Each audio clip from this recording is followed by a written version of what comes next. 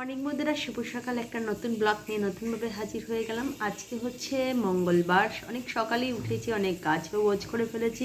সকালে জল খাবারে এটা হচ্ছে রুটি করেছি, এখানে আলু পটল ভাজা করেছি, আর বাঁধাকপি অনেকটাই করেছি, এখানে অর্ধেকটা তুলে রেখেছি, বাদ বাকিটা আবার পরে। তো চলুন, শুভ সকালে অনেক শুভেচ্ছা আর ভালোবাসা এটা দিয়ে শুরু করলাম। প্রত্যেক দিন একটু একটু করে এগিয়ে যাচ্ছে। সামনে 25 তারিখ মানে বড়দিন। বড়দিন মানে সকলে একটা উৎসবের দিন বলে, সামনে সকলেই উৎসবের দিন বলতে এখন সামনে একটাই আছে, সেটা হচ্ছে 25 তারিখ। তো কি বলবো, আজকে ঠান্ডাটা ঠিকই আছে, ভালোই ঠান্ডা আছে।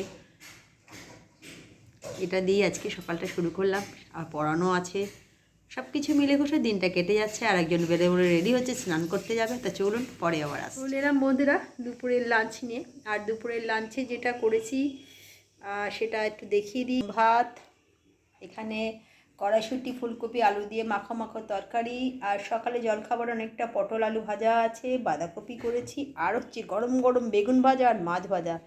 ঘি দিয়ে কিন্তু লাগে, গরম গরম ফুলকপি ভাজাও আমার খুব ভালো লাগে। তো চলুন, শুভ দুপুরের শুভেচ্ছা রইল। আর তারপরে যেতে হবে পড়াতে। আজকে অনেকগুলো কাজ করতে হবে, পড়ানো আছে, সামনে আমাদের বিয়ে বাড়ি আছে, আমার ভাইপোর বিয়ে আছে, সেটা তো অবশ্যই, তার জন্য অনেক তোড়জোড় চলছে। তো চলুন, আর 2-4 দিন বাদেই মানে 15 তারিখে, তো তখন আপনাদের পুরোপুরি দেখাবো সারাদিন কি হচ্ছে কি করছি, অবশ্যই দেখাবো। আমাদের বাড়ি দেখাবো, যেটা আপনাদের দেখাইনি, সব কিছু দেখাবো। তো চলুন দুপুরের লাঞ্চটা দিয়ে দিই। এলাম বন্ধুরা, বিকেলের চায়ের পর্ব গেছিলাম পড়াতে, পড়িয়ে এসে 1 মিনিট সেটা 3 কাপ চা।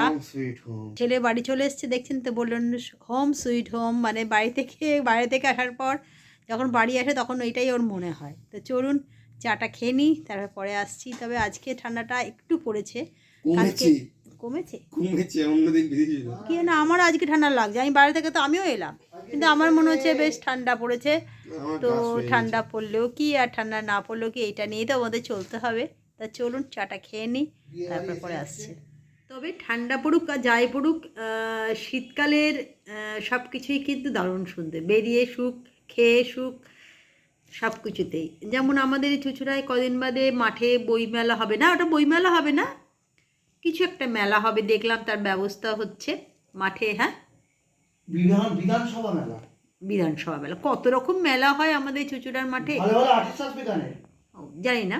ওর বই মেলাও আসবে, প্রতিবারের নয় বই মেলা আসে।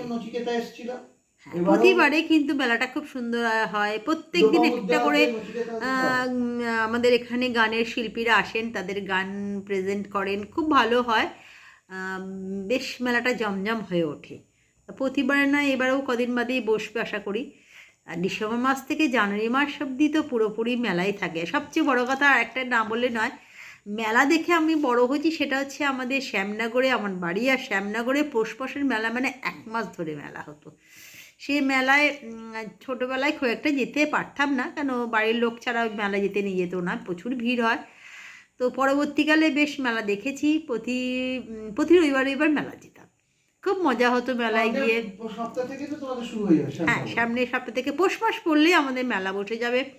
আর এবারে শুনছি মেলাটা আমাদের যে মূলজোর কালীবাড়ি আছে, মূল্য দিয়ে পুজো দিতে হয়, সেখানে এবারে থেকে দেখছি যে ওখানে গঙ্গা আরতি হচ্ছে। এবারে মেলাটা একটু অন্যরকম হবে আমি আশা করতে পারছি, কারণ যেভাবে ওখানকার কর্মকর্তারা সমস্ত রকম ব্যবস্থা নিচ্ছেন, আমি বেশ কয়েকদিন ধরে দেখছি, ফেসবুকে দেখছিলাম যে ওখান থেকে সব ছাড়ছে, খুব সুন্দর গঙ্গা আরতি হচ্ছে, সমস্ত রকম 1 মাসের মেলাটাকে সুন্দর করে তোলার জন্য ওনারা সব রকম ব্যবস্থা করছেন।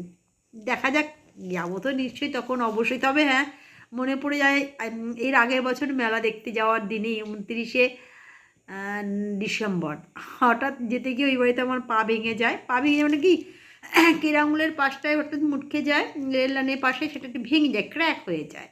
তো সেটার পর থেকে 1 মাস মেলা দেখার তো পরের কথা। তো ভগবানের কাছে প্রার্থনা করি সেরকম দিন যেন না আসে, সবাই সুস্থভাবে থাকুক, মেলা দেখুক, এটাই চাই।